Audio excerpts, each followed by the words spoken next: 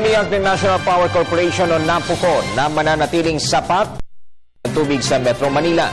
Ito sa kabila ng patuloy na pagbaba ng level ng tubig ng Angat Dam dahil sa patuloy na mainit na panahon.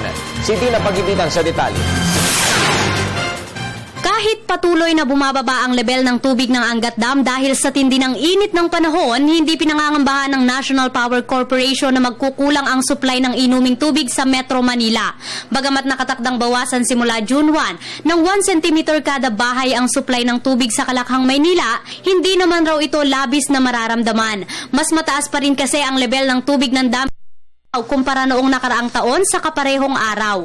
Pumalo sa 179.97 meters ang level ng tubig ngayong araw.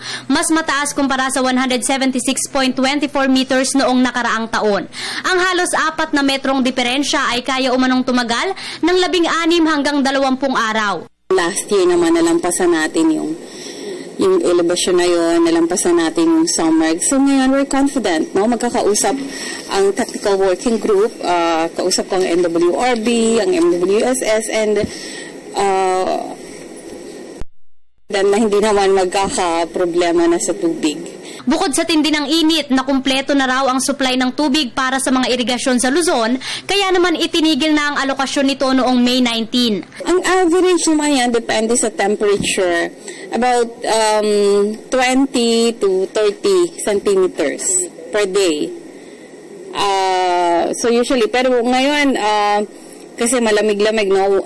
0.19 to 19, tsaka 3.22 centimeter yung binaba. Pero kahapon, pero ngayon, since malakas yung ulan sa Bulacan kahapon, malalaman natin bukas, hindi yan bababa ng ganyan. Baka nga tumaas pa ng konti.